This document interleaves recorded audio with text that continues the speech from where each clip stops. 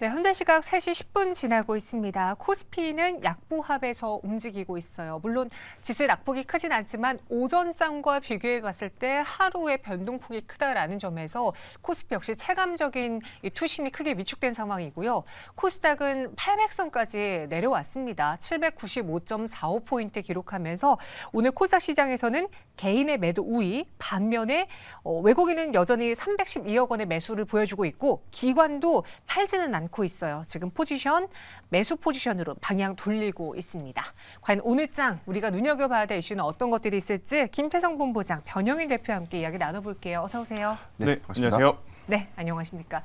사실 안녕하지 못한 시장이 며칠째 반복되고 있어요. 꼭 이렇게 연휴만 쉬고 오면은 남들은 다 회복하고 안정기를 찾아갈 때 왜 우리는 더 충격을 받는지 오늘 이 하락에 대해서 나는 이해가 안 가, 분석이 안 된다라고 말씀하시는 전문가분들도 많았거든요. 김태성 본부장님은 어떻게 보셨어요?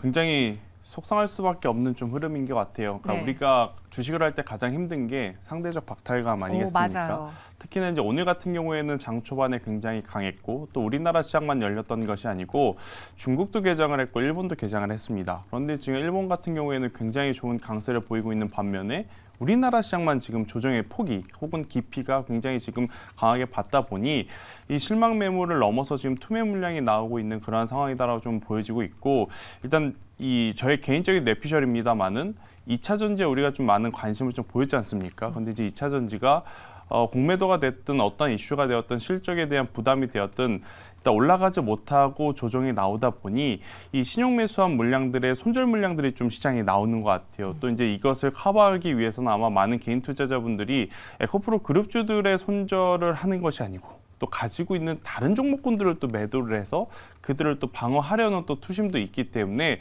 시장이 전체적으로 지금 코스닥 위주로 이제 매도세가 좀 강하게 나타난 것이 이유가 아닌가라는 의견 한번 드려보도록 하겠고요. 이유는 언제든지 가져다 붙이기 마련입니다. 일단 우리나라 시장 같은 경우에는 중동의 지정학적 리스크 때문이다라고 말하기에도 아시아 증시 안에서 유독 지금 조정의 폭이 강했기 때문에 수급적인 요인이 더 많을 수밖에 없지 않았나라는 의견을 한번 드려보도록 하겠습니다. 네, 그래서 오늘 시장이 많이 힘듭니다. 상대적 박탈감 이야기를 해주셨는데 실제로 오늘 유가가 크게 오르지도 않고, 그러니까 더 추가적으로 오르지도 않고, 국채금리나 환율단에서의 변동도 크지 않고, 아시아 증시도 다소 밀리지 않는데 우리 장만 그러고 있다라는 게 좀 힘들거든요. 그런 시장 안에서 오늘 장에 또 가장 핫했던 테마와 주제는 무엇이 있을지 보면서 이야기 나눠보도록 할게요. 오늘의 주제 2가지입니다. 지정학적 리스크 관련해서 오히려 현기간 단기 트레이딩이 가능한 종목은 무엇이 있을까? 반면에 정통으로 승부를 본다면은 낙폭 과대주, 다시 오를 만한 종목들 무엇이 있을까를 알아보도록 하죠. 일단 지정학적 리스크 관련주인데 크게 보면은 방산과 그리고 유가 상승에 따른 종목들이 있잖아요. 그렇습니다. 이전 사례와 비교해 봤을 때 이 지정학적 리스크로 인해서 지금 이 종목, 이 테마군들을 투자하는 게 맞다고 보세요? 어떻게 생각하세요? 우선 단기적인 어떤 수급부재에서의 어떤 기대감들이 좀 수반되면서 방산주가 과연 이 중동발 리스크에 실질적인 어떤 수혜가 좀 있을까? 이 부분에 대해서는 전문가들이 실질적인 이스라엘과 팔레스타인 간의 어떤 이 분쟁은 우리나라의 어떤 방산 수혜와는 좀 거리가 좀 멀다. 다만 이게 중동 정세의 어떤 불안정성들이 확전, 레바논이라든지 이란의 어떤 참전으로 인해서 중동 지역의 어떤 지정학적 리스크가 크게 좀 부각이 된다면 이에 따라서 이 요격 미사일이라든가 미사일 방어 체계, 이 관련된 지상군 투입 무기 같은 이런 방산주들의 어떤 수혜로 좀 자리 잡을 수 있는데 일단은 지정학적 리스크가 단기간의 어떤 방산 수혜로 좀 작용이 되면서 오늘 수급 관련해서 어떤 이 매기가 좀 쏠리는 현상이 아닌가 판단을 해봤고요. 최근에 유가가 굉장히 급등을 했다가 오히려 미국 장기물 국채 어떤 급등으로 인해서 유가 좀 하락을 좀 했는데 어제 4% 정도 올랐다고 한 게 이게 배럴당 90달러를 돌파했던 그런 시그널 좀 아니었기 때문에 단기간에서 유가의 어떤 연동으로 좀 작용했다? 이 부분도 좀 다소 수급적인 어떤 측면으로만 좀 부각된 것 아닌가 판단해봤습니다.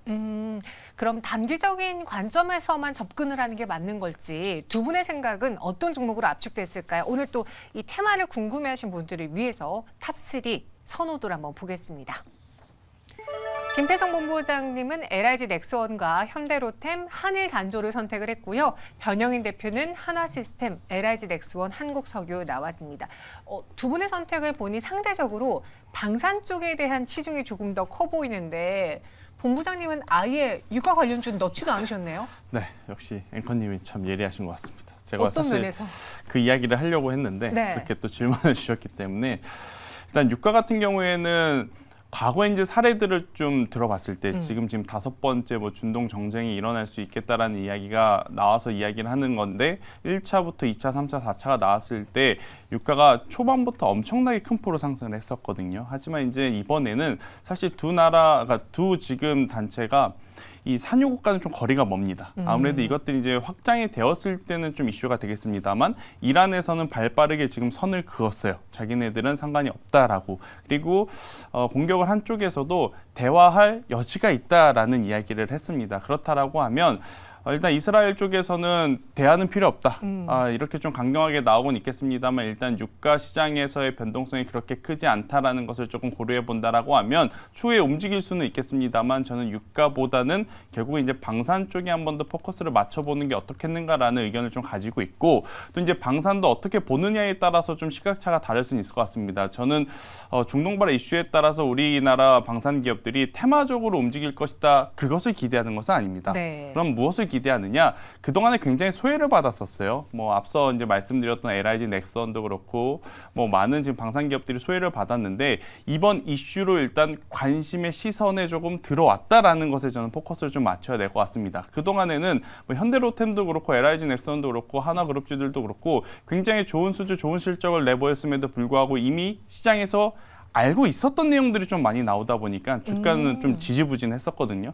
다만 이번 이슈로 그들 섹터로의 관심이 한번 몰려왔다라는 것을 이용을 해서 저는 이제 방산주들 안에서 하반기에 조금 더 좋은 수주 내용들이 나올 수 있는 기업들을 공략을 해본다라고 하면 지수 대비 조금 더 괜찮은 수익을 좀 낼 수 있지 않을까라는 의견을 한번 드려보도록 하겠습니다. 그래서 LIG 넥스원과 현대로템, 한일 단조 이렇게 세 가지를 골라주셨고 변영인 대표님도 LIG 넥스원이 똑같이 들어가 있어요. 네네. 하나시스템도 뭐 대표적인 방산주고. 근데 저희 시청자분 중에 한 분은 오늘 이제 갭으로 방산주가 뜨길래 다시 또 양측 간에 서로 이해관계 속에 뭔가 합의가 된다면 오히려 상승폭을 다 반납할까 봐 시초가에 매도를 했는데 오히려 더 주가가 날아가고 있다라고 말씀을 하시더라고요. 네. 어떻게 보면 방산주도 단기 변동이 좀 크기 때문에 좀 대응책을 미리 잡아놓고 가는 게 좋을까요? 일단 제가 선택을 했던 이 관점은 같은 방산주 안에서도 사실 이제 다른 모멘텀 관점에서 좀 접근을 해봤는데 하나시스템의 경우에는 우리가 잘 알고 있는 이 대표적인 방산주입니다. 방산주임에도 불구하고 관련된 어떤 유관 산업의 섹터가 좀 다양해요. 먼저 뭐 방산도 있고요. 그다음에 항공우주 시스템 관련주. 그다음에 세 번째가 바로 UAM. 도심항공 모빌리티의 필수 수직 이착륙기를 지금 현재 미국의 오버에어와 현재 공동 개발을 좀 하고 있습니다. 2025년 상용화 관점에서 2024년도 파리에서 이 UAM 상용화가 좀 본격화된다 이런 관점에서도 하나시스템 오늘 뭐 방산 기대감 때문에 지금 6.5%대 좀 상승을 좀 해줬지만 최근에 주가 추이도 조정 좀 많이 받았기 때문에 관련해서 오늘 일회성에 대한 어떤 방산 기대감들이 조금 더 수반되면서 이후에 일부 차익 실현 매물을 뭐 반영될 수도 있겠지만 저는 이 구간에서 얼마나 올랐다고 오히려 더 차익 매물이 좀 나올까라는 관점에서도 접근을 해봤습니다. LIG 넥스원의 경우에는 역시 수주입니다. 지금 상반기 뭐 1조대 수주를 좀 했는데 아직 사우디아라비아의 어떤 추가 수주가 확정되지는 않았지만 여기서 만약에 좀 확정이 된다면 추가적인 2조 원대 수주가 눈앞에 두면서 연가 하반기 전체 4조 원대 추가 수주 부분도 우리가 좀 눈여겨볼 포인트다라고 좀 판단을 해봤습니다. 한국석유의 경우에는 지금 사실 저는 뭐 유가의 어떤 이 상관 관계가 단기적으로는 어떤 지정학적 리스크가 단기에 좀 끝날 것, 즉 해소가 될 것으로 보여지진 않기 때문에 한국석유의 관점에서는 이벤트에 관련된 부분, 지정학적 리스크가 지속적으로 좀 이야기 나오는 그런 구간 하에서의 어떤 주가 변동성이 좀 크겠다 이런 관점인데 오히려 저는 이 회사의 어떤 고배당 관점에서도 접근하면 좀 양호하지 않겠는가 그렇게 좀 전망해봤습니다. 들어보니까 세 가지의 선택점이 물론 그 방산과 그리고 석유 수혜주의 테마 역할을 하고 있긴 하지만 그 테마로 움직이는 종목보단 그 안에서 모멘텀을 갖춘 실질적인 종목을 네네. 고르신 것 같아요.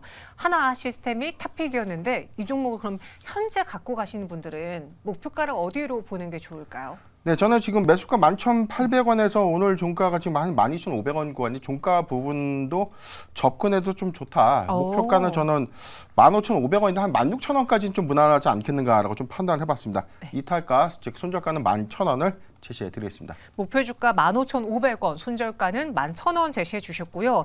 김태성 본부장님의 탑픽은 LIG 넥스원인데 저희 그 시청자님의 의견 이런 게 있어요. 이제 사유님은 합의가 안 된다 하더라도 협상 진행만 하면 테마주는 사망이니까 방산주를 지금 접근하는 건 아닌 것 같다라는 의견이 있고요. 네. 반대로 이제 다른 분은 에이, 합의가 그렇게 쉽게 될까? 안 되지. 지금 이 이해관계 안에 단순히 이스라엘, 팔레스타인뿐 아니라 뭐 사우디 이야기도 있고 이란 이야기도 있고 이집트도 있고 걸려있는 네. 게 많잖아요. 그래서 이 테마는 오래 갈 것이다라는 의견도 있는데 어느 쪽이 김태성 본부장님의 생각인지 또 LIG 넥스원을 그거와 관련해서 우리가 접근해 본다면 전략을 어떻게 세우는 게 좋을지요? 그냥 가장 상식선에서 좀 고민을 해보시는 게 좋을 것 같아요. 미사일을 한 발 쏜 게 아닙니다. 몇십 분 동안 몇천 발을 지금 쐈어요. 그런데 그 일이 하루아침에 뭐 협상에 돌입한다? 저는 절대 아니다라고 보고 있고 또 이제 공격한 쪽에서는 지금 100여 명의 인질을 또 갖고 있다고 이야기를 하고 있잖아요. 네. 그런데 이제 그런 것들이 결국 단기간에 해결이 안 될 가능성이 저는 이 높은 이유 중에 하나다라고 좀 보여집니다. 그렇기 때문에 이제 방산주들 같은 경우에는 관심을 가지되 제가 앞서서 어떤 이야기를 드렸냐면 테마적인 이슈를 제외하더라도 오를 수 있는 모멘텀을 가지고 있는 기업에 저는 집중하자라는 의견을 한번 좀 말씀드리고자 다른 기업들보다 이제 LIG 넥슨을 좀 말씀드린 부분은 이제 앞서 이제 전문가님께서도 이야기 드렸다시피 수주 잔고에 대한 증가 충분히 기대해 볼 수 있다라는 생각이 들고 있고요. 사실 LIG 넥슨이 올라가면 하나그룹주도 올라가고 현대로템도 올라가고 맞아요. 다 올라갑니다. 이제 그런데 이제 그 중에서 왜 LIG 넥슨이냐라고 하면 일단 저의 개인적인 의견으로는 우리나라 코스피도 그렇고 코스닥도 그렇고 거래대금이 많지 않잖아요. 그러면 결국 악성 매물이 최대한 적은 기업이 저는 올라갈 때 이 저항이 좀 적다라는 생각이 들어요. 그 기준으로 본다라고 하면 LIG 넥슨이 조정의 폭도 굉장히 적고 그리고 이제 최근에 이제 이평선도 이미 정배열 상태에서 지금 올라오는 그러한 상황이라서 저는 다른 종목군들보다 더 좋지 않을까라는 생각이 들어서요. 8만 원이라는 가격대만 이탈하지 않는다면 전 11만 원대, 12만 원대까지 한번 봐도 괜찮다라는 의견 드려보도록 하겠습니다. LIG 넥스원의 목표 주가 12만 원, 손절가는 8만 원입니다. 하지만 같은 방산 안에서 뭐 현대로템이라던가 하나시스템, LIG 넥스원 분위기는 비슷할 것이다. 그렇죠. 움직임은 비슷할 것이다. 라는 의견이었고요. 그럼 시장이 반등한다면 우리는 어떤 종목 위주로 접근을 해보는 게 좋을지 낙폭 과대주 보겠습니다. 두 분의 선택. 워낙 낙폭 과대주가 많아서 고르기도 참 힘들었을 텐데요. 본부장님은 삼성중공업, 한국카본, 태광을 선택했고요. 변영희 대표님은 첨보와 파라다이스, 두산퓨얼셀입니다. 상대적으로 김태성 본부장님은 좀 낙폭 과대주의 그 색이 비슷한 걸로 고르신 것 같네요. 네. 네. 일단 저는 조선 쪽에서 이제 뽑아온 거죠. 이제 아무래도 이 에너지에 대한 이슈가 지금 계속 화두가 되고 있는 상황이잖아요. 그렇죠. 일단 중동 지정 확정 리스크가 아니더라도 뭐 최근에 유가가 조금은 빠르게 하향 안정화가 되어가고 있었던 순간이다 할지라도 올해 초 그리고 작년 대비해서 굉장히 많이 오른 것은 맞아요. 그러다 보니까 대체 에너지 쪽으로 이제 관심도가 높아질 수밖에 없는 상황. 그럼 우리나라 시장에서 대체 에너지를 볼 수 있는 게 사실은 대표적으로 뭐 태양광, 풍력, 원전 이쪽을 좀 볼 수 있겠습니다만 원전을 제외하고 사실 태양광이라든지 풍력 대표적인 종목군들의 시세를 보면 굉장히 지금 속상한 상황이거든요. 네. 그러면 일단 그쪽이 시간이 많이 걸린다라는 전제하에 두고 봤을 때는 전 시선을 돌려볼 수 있는 게 LNG라든지 LPG 이쪽에 대한 천연 가스에 대한 또 기대감도 시장은 또 내포하고 있지 않을까라는 생각이 들어서 그들과 가장 또 밀접하게 움직일 수 있는 쪽은 조선 그리고 이제 9월 수출 데이터로 봤을 때도 선박 조선 쪽에서의 수출 데이터가 굉장히 좋게 나왔습니다. 그리고 이제 다가오는 또 분기 실적 시즌에 지금 보여주고 있는 주가 대비해서 실적들이 굉장히 또 좋게 나올 수 있을 만한 요소들이 굉장히 많아서요. 저는 과대 낙폭주하면 물론 반도체도 있고 네. 2차 전지도 있겠습니다만 오늘의 시세 기준으로 또 고려해 본다라면 조선이 가장 좋다라는 표현보다 조선도 한번 보긴 봐야 될 것 같다라는 의견이 저는 좀 맞는 것 같아요. 그래서 조선 쪽 이 세 종목을 제가 사실 시총 기준으로 한번 나눠 본 거거든요. 네. 일단 안정성을 중요시하면 삼성중공업이 나을 것 같고 아무래도 이제 변동성을 원하시는 분들은 한국화분이라든지 또 태광 이러한 기업을 체크해 보시는 것이 나름의 이제 트레이딩 포인트가 될 수 있다는 의견 드리도록 하겠습니다. 지금 뭐 에너지에 대한 관심이 크니까 또 유가도 그렇죠. 계속 오르고 그러다 보니까 조선 섹터가 한 번쯤은 다시 오를 것 같다. 그리고 그 안에서 3개 종목을 다 골라주셨어요. 순위는 이제 시총 순위로 골라주셨으니까 투자 성향에 맞게 선택하시면 될 것 같고요. 우리 변영인 대표님의 종목 3가지는 지금 논란이 많습니다. 네. 천보, 그 무서운 천보, 그리고 파라다이스, 약간 이렇게 지금 시청자분들의 반응이 나오고 있는데 어떻게 고르신 거예요? 일단 뭐 이게 발상의 전환 관점에서 투자 접근이 아니라 네. 저는 지금 신저가 기준에서는 뭐 첨보라든지 뭐 두산퓨얼셀 경우에는 뭐 신저가예요. 그런데 실적의 관점에서 지금 악재가 선반영됐다. 선반영됐음에도 불구하고 추가적으로 하락을 했는데 이 정도면은 이 과매도 구간이다. 이렇게 판단했던 종목은 이제 2종목, 첨보와 두산퓨얼셀이 좀 되겠고요. 파라다이스의 경우에는 3분기 실적 그리고 4분기에 더욱더 기대되는 실적 관점에서도 오늘의 어떤 조정은 오히려 매수 관점으로 좀 접근하는 것이 맞지 않겠는가라고 좀 판단을 해봤습니다. 먼저 첨부의 경우에는 신공장의 어떤 가동 지연이 2분기가 좀 지연이 되면서 실적 우려감들이 선반영됐고 중국향에 대한 어떤 매출 우려감들도 악재 선반영됐다. 전고점 대비해서 지금 주가 하락률을 좀 보면 굉장히 좀 많이 주가가 좀 하락을 했는데 그렇다면 앞으로의 첨부의 어떤 방향성들, 앞으로의 외형 성장 관점이 끝난 것인가 이 부분은 아니라는 것이죠. 오히려 이 F 전해질의 어떤 공장 이 증설 이후에 외형 캐파에 우리가 좀 주목을 해보자. 4분기까지는 다소 좀 조정의 여파 좀 있겠지만 이에 따라서 뭐 추가적으로 주가의 어떤 저점을 더 깰 수 있는 구간까지 올까라는 부분에 대한 의문은 좀 있고요. 오히려 지금이 좀 바닥권에서의 어떤 실적 추세 부분이라면 오히려 모아가는 전략이 좀 유효하지 않겠는가라고 판단을 해봤습니다. 두 번째 파라다이스 경우에는 3분기 우리가 예상되는 어떤 카지노 매출의 어떤 실적 기대감, 4분기에는 본격적인 VIP 업황 회복이나 어떤 기대감들이 반드시 실적으로 좀 증명되지 않을까 판단을 해봤습니다. 마지막 두산 퓨어셀의 경우에는 지금 정부 정책의 어떤 이 불확실성에 따른 업황 부재였는데 오히려 하반기에는 뭐 5개 수소 연료 전지 개발사 입찰해서 5개를 좀 따냈거든요. 이에 따라서 내년 상반기에는 오히려 이러한 관점에서는 지금이 좀 저점이다. 이제부터 실적 하나만 좀 보고 개선이 된다면 두산 퓨어셀도 충분히 턴어라운드 할 수 있다라고 판단해봤습니다. 네, 여전히 첨보에 대해서는 지금 많은 의견들이 나오고 있는데 가장 궁금해하시는 것 같아요. 방금 말씀하시기에 이제 신저가라고 하셨잖아요.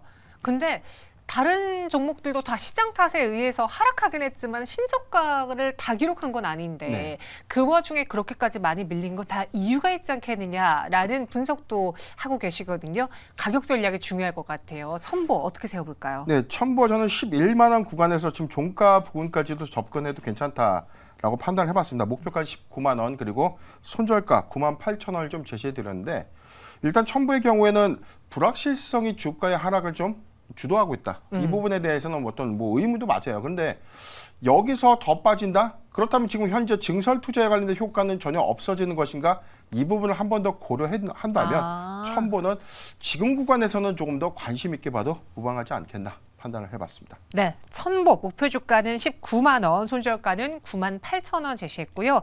김태정 본부장님의 삼성중공업 전략도 마지막으로 들어보죠. 네, 일단 뭐 삼성중공업 같은 경우가 오늘 LG전자가 포인트가 될 것 같아요. 그러니까 이제 삼성중공업이 무조건 실적이 잘 나온다라기보다는 실적이 잘 나올 가능성이 지금 굉장히 높고 실적이 잘 나온다면 지금처럼 수급의 공백 혹은 지수의 조정에도 불구하고 시장 대비해서 굉장히 좋은 퍼포먼스를 보여줄 가능성이 높다라고 좀 보시면 될 것 같고요. 일단 삼성중공업 같은 경우에는 계속해서 이제 이 신규 수주에 대한 수주 잔고 금액이 좀 높아가고 있습니다. 특히나 지금 작년 하반기에 수주를 받고 사실 이제 공백이 조금 있었는데 그 공백은 굉장히 이 조선사들에게는 지금 유리해요. 아무래도 이제 도크가 꽉 차 있는 기업들이 많아서 좀 시간을 끌면 끌수록 조선사들에게는 굉장히 유리한 그러한 시점이라 그런 것에 크게 이제 걱정하실 필요는 없을 것 같고요. 수주 잔고가 있다라는 것은 실적이 잘 나올 가능성이 높다라는 의견 한번 드려보면서 6천 원 가격 이탈하면 손절, 목표가는 10,000원 제시 드려보도록 하겠습니다. 목표 주가 10,000원, 손절가는 6,000원 제시해 드렸습니다. 지금까지 마감 동시효과 함께 확인해 봤고요. 마감 지금부터 만나보시죠.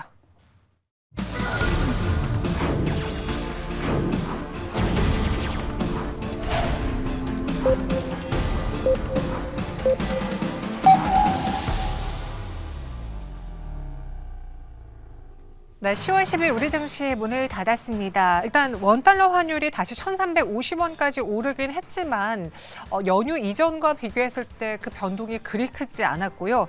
오늘 니케이 지수의 경우에는 오히려 2% 넘는 급등을, 그리고 미 선물도 지금은 보합해서 빨간불을 켜고 있다라는 게 왜 우리 증시만 이렇게까지 하락했을까라는 의구심을 불러일으키는 오늘장이었습니다. 코스닥은 2% 넘는 급락으로 또 오늘장을 마감했는데요. 정확한 종가와 함께 그에 대한 배경들 짚어보도록 하죠. 먼저 권지연 아나운서부터 만나보겠습니다.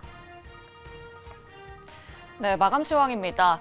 네, 간밤 미국 증시는 연준 위원들의 비둘기파적인 발언 속에 일제히 상승하는 모습 보여줬는데요.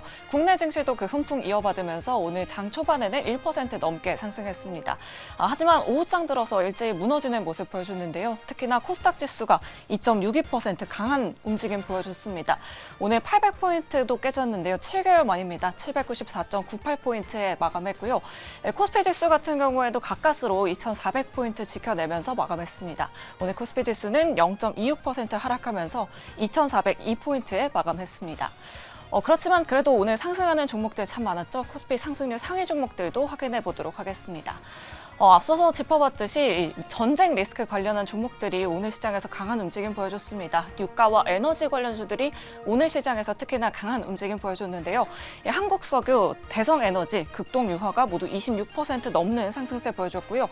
한국석유는 오늘 상한가로 마감하는 모습 보여줬습니다. 또 방산주들도 오늘 20% 넘는 급등세 보여줬습니다. 20% 넘게 상승했고요. 하락률 상위 종목들도 한번 확인해 보도록 하겠습니다. 오늘 그동안 강했었던 테마주들이 좀 무너지는 모습 보여줬습니다. 네옴시티 테마주나 재건 테마주들이 오늘 8% 넘게 하락했고요. 오늘 로봇주들도 일제히 약세 움직임 보여줬습니다. 두산 로보틱스 9% 하락, 이 밖에도 레인보우 로보틱스, 로보로보 같은 종목들이 오늘 일제히 하락하는 모습 보여줬습니다. 또 효성 TNC 같은 경우에는 증권사에서 목표주가 하향 레포트가 나왔습니다. 오늘 7.93% 하락세 보여줬고요. 항공주들도 국제유가 상승에 오늘 4% 넘게 하락하는 모습 보여줬습니다. 하지만 오늘 또 강했었던 테마주들이 있죠. 초전도체 관련주들이 오늘 다시 한번 뜨거운 움직임 보여줬습니다. 신성 델타테크 같은 경우에 12% 넘게 상승했고요. 서남도 9% 넘는 상승폭 보여줬습니다.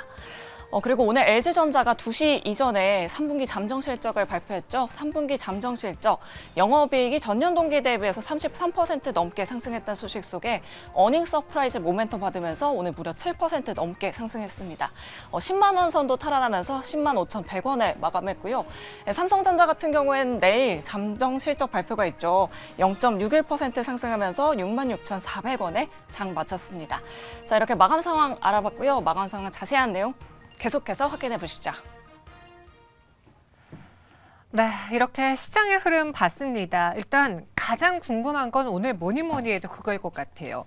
아시아 증시에서 왜 홀로 우리만 이렇게 급락을 받는지, 또 연휴 이전에 이미 많이 지수가 하단을 붕괴하고 내려온 상황에서 800선까지 이탈할 만한 요인들이 있었는지, 이거에 대한 두 분의 생각이 다 궁금한데, 장 마감하고 보셨잖아요. 네네. 먼저 김태성 본부장님은 그 이유를 무엇으로 찾으셨습니까?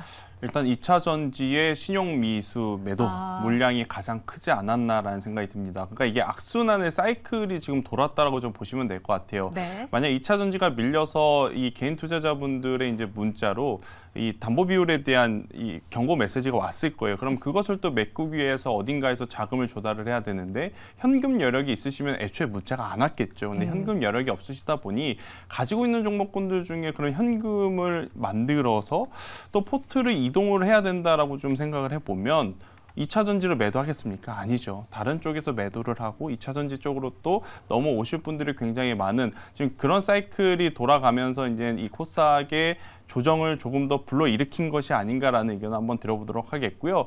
그리고 지금 2차 전지뿐만이 아닙니다. 네. 코스닥이 그동안에 좋았던 것은 크게 로봇도 있었고 AI도 있었고 엔터주들도 있었단 말이에요. 그런데 지금 이들 대부분이 동시다발적으로 지금 밀려 나오다 보니까 네. 자금이 어디로 갈 만한 곳을 못 찾은 거예요. 그러다 보니까 오늘 전체적으로 지금 시장의 이제 매도 물량이 좀 가속화되는, 특히나 코스닥 800포인트 에코프로 기준으로는 80만 원이라는 가격대가 이탈이 되면서 그것들이 좀 가속화되지 않았나라는 의견 한번 드려보도록 하겠고요. 가장 중요한 것은 이제 오늘 저녁 미국 증시가 얼마만큼 추가적인 상승세를 보이고 내일 우리나라 증시가 오늘의 회복력을 저는 절반 정도는 무조건 되돌려야 된다 생각이 들어요. 만약 오늘의 하락에 50% 이상을 되돌리지 못하다라고 하면 올해 하반기는 다소 또 힘들어질 수 있지 않을까라는 의견 드려보도록 하겠습니다. 일단은 오늘 2차 선지주 쪽에서의 개인 투자자들의 반대 매매가 좀 시장에 큰 영향을 미쳤고 또 실상 그뿐 아니라 엔터주들의 낙폭도 오늘 컸다라고 했는데 사실 2차 선지랑 엔터를 물론 코스닥 내 성장주라고 묶을 수도 있긴 하지만 3분기를 바라보고 있는 그 실적으로 봤을 때는 전혀 상황이 좀 달라 보이는데 네. 오늘 엔터주의 하락이 그럼 어떻게 보면은 허수 매도라고 해야 되나? 뭔가 좀 이상한 매도라고 봐야 되는 건가요? 그렇죠. 아무래도 일단 이제 실적 시즌이 시작이 됐잖아요. 네. 그런데 이제 2차 전지는 실적에 대한 불확실성이 조금 커진 상황.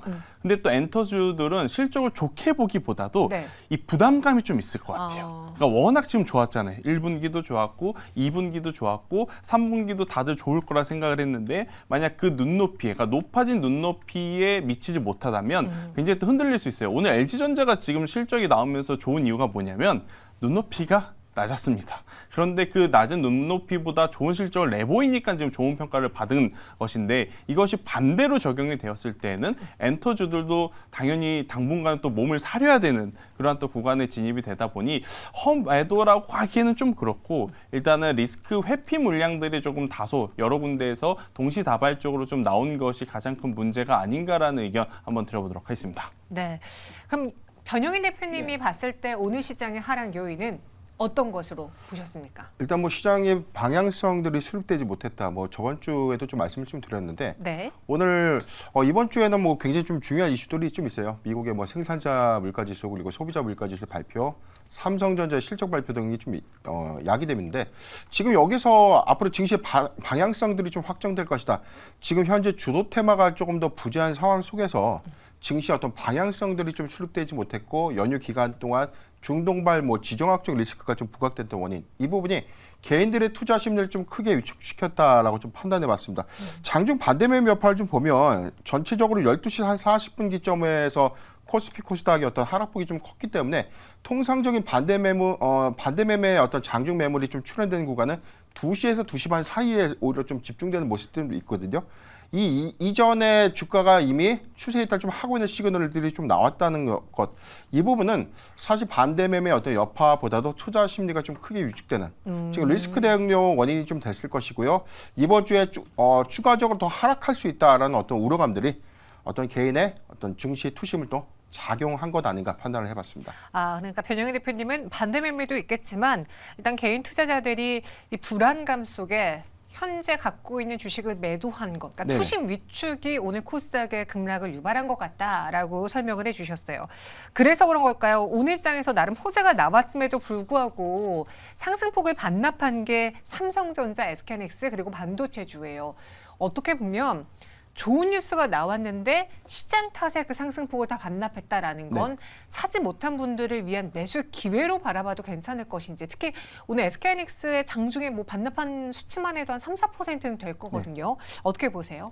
저는 뭐 크게 우려할 수 있는 수준은 좀 아니다. 오히려 삼성전자의 3분기 실적 이후에 오히려 4분기 기대감들은 반도체 섹터가 좀 주도주로 좀 부각될 수 있는 가능성.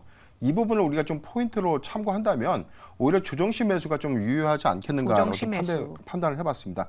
뭐 중국발 악재에서 뭐 장비의 어떤 규제 제한이 무기한 유예가 연장되면서 사실상 이게 호재로 좀 작용됐던 전체 반도체 섹터의 어떤 투자 심리가 좀 더 크게 개선될 수 있는 요인들 그리고 실적에 대한 어떤 3분기 전망치에 대한 어떤 이 호불호가 좀 있지만 삼성전자 그래도 나름 선방되는 3분기 실적은 좀 나오지 않을까. 시장에서 어닝 쇼크 수준으로 발표가 되지는 않을 것이다. 이 부분을 좀 잘 참고해 본다면 저는 이런 어떤 장중의 조정은 반도체 섹터의 중심으로 오히려 좀 매수의 어떤 기회로 작용하지 않을까 판단해봤습니다. 네, 오늘 삼성전자는 0.61% 상승으로 마감했고 오히려 SK하이닉스는 하락 반전하면서 0.75%의 내림세로 장을 마쳤습니다. 여기 또 앞서 권지은 아나운서가 언급했던 항공주들을 체크해야 될 것 같은데 유가 상승으로 인해서 오늘 뭐 흥구석유라던가 중앙에너비스는 급등을 했어요. 근데 네. 반대로 유가가 오르게 되면 또 피해를 보는 게 항공 섹터잖아요. 그렇죠. 이번에 뭐 연휴 기간도 길었기에 사실 어떻게 보면 성수기 시즌인데 유가가 네. 발목을 잡네요. 이 항공주 어떻게 대응해야 될까요? 저도 모르게 참 한숨 나오는 섹터인데 네. 왜냐하면 사실 중동발 이슈가 터지기 전만 하더라도 이 가격대에 이 흐름이라면 충분히 매수를 해도 괜찮다라고 생각했던 섹터였거든요. 근데 지금 중동발 이슈가 아무래도 이제 유가가 실제로 확 오른 것은 아니에요. 하지만 이제 좀 이 유가 가격에 대한 불안정성에 대한 투심을 또 자극을 한 상황이다 보니까 아무래도 이제 3분기 좋은 실적이 나온다 하더라도 또 이제 비수기로 접어드는 그러니까요. 또 하필이면 시점이다 보니 공격적인 매수세가 안 들어올 가능성도 저는 조금은 염두를 해두셔야 된다. 그렇다라고 하면 결국 시간과의 싸움을 조금은 가져가실 수 있는 분들이야말로 천천히 매수는 가능하나 기존에 보유하고 계셨거나 아니면 단기적으로 어떠한 이 반등을 노리고자 하시는 분들에게는 조금은 더 시간이 필요하다. 그러니까 3분기 실적은 잘 나올 수밖에 없습니다. 네, 중국인 관광객들도 굉장히 많이 올라왔고 이 노선도 많아지고 있고 하지만 이제 지금 당장의 실적보다는 향후의 가이던스에 대한 이 불확실성에 대한 점수가 좀 낮게 받을 수밖에 없기 때문에 저는 항공주들은 일단 시간적인 텀을 조금 가져봐야 된다라는 의견을 한번 드려보도록 하겠습니다. 네, 대한항공이 오늘 2만 원까지 밀렸습니다. 2만 500원까지 하락하면서 2.61% 내림세로 장을 마쳤고요. 그 외 LCC들도 내림세로 장을 마감했습니다. 오늘 상승 마감한 대표적인 종목은 다 그냥 뭐 방산 혹은 뭐 유가 관련 수혜주들 뿐인데 내일장도 이 흐름이 이어질까요? 변영인 대표님의 내일장 모습은 어떻게 그려지십니까? 네, 일단 뭐 이 지정학적 리스크는 단기 영향이 좀 제한적이지 않겠나라고 좀 판단해봤습니다. 오히려 저는 좀 굉장히 걱정했던 게 이란이 과연 뭐 배후 처리 좀 있었을까 이 부분인데 일단 선긋기를 했다는 것과 그리고 미국의 지상군 파견을 검토하지 않겠다. 이런 기조 발언 하에서 팔레스타인에서 하마스 측에서도 뭐 평화 협정을 좀 체결할 용의가 있다라고 좀 발표했던 시그널 이런 부분들은 그래도 여기서 더 확대될 수 있는 어떤 우려감들이 좀 더 완화된 제스처가 아닐까라고 판단해봤습니다. 다음 주 전망 하에서의 뭐 이번 주에 이 중요한 어떤 매크로 이슈 이후에 방향성들을 좀 분명 좀 정해질 것이다라고 판단해봤고요. 삼성전자 실적 발표 이후에 반도체 섹터도 우리가 조정시 매수 관점에서도 좀 유효하지 않나 전망을 해봤습니다. 네, 이번 주 글로벌 매크로 이슈와 삼성전자 실적을 주목하자라고 했는데 오늘 또 LG전자 실적이 나왔잖아요. 그 이야기는 저희가 잠시 후에 업앤다운 시간에 또 자세하게 다뤄드리도록 하겠고요. 김태성 본부장님은 내일장 어떻게 전망하시는지요? 사실 중동의 지정학적 리스크가 아니더라도 우리가 체크해야 되는 경우의 수가 굉장히 좀 복잡했었던 시장인데 네. 여기에 지금 엎친 데 덮친 격으로 더 좋지 못한 뉴스가 이제 들어오다 보니까 굉장히 많은 변수들이 지금 생긴 상황. 그러면 이럴 때일수록 좀 심플하게 저는 생각을 하셔야 된다는 생각이 듭니다. 일단 공격적으로 트레이딩 하실 분은 이번 뉴스, 그러니까 이슈에 굉장히 민감하게 반응할 수 있는 수혜주들을 좀 보시는 게 맞을 것 같고 그러기에 좀 부담이 되시는 분들 같은 경우에는 반도체라든지 제약바이오, 그러니까 지수 밀림에 아무래도 이제 시장 여파에 좀 같이 밀렸던 종목분들을 천천히 사는 그러한 전략으로 이제 투트랙 전략을 좀 펼치시게 된다라고 하면 저는 이번 주 혹은 10월장에도 충분히 헤쳐나갈 수 있지 않을까라는 의견 한번 조심스럽게 드려보도록 하겠고요. 결국에 이제 가장 관건은 외국인들의 수급의 회복력인 것 같습니다. 그러니까 글로벌 증시의 추가적인 상승, 거기에 이제 우리나라 증시가 반등을 할 때 반등의 폭도 중요하지만 반등의 주체, 그것이 만약 외국인이다라고 하면 저는 충분히 더 나은 모습을 좀 나타낼 수 있다는 의견을 드려보도록 하겠습니다. 기술주들의 수급과 글로벌 기업들의 실적 중요하다. 두 분 모두 다 실적에 대한 이야기 꼭 해주셨습니다. 여러분도 참고해 주시고요. 오늘 하루 이렇게 마무리해 보도록 할게요. 두 분 여기서 인사드리겠습니다. 고맙습니다.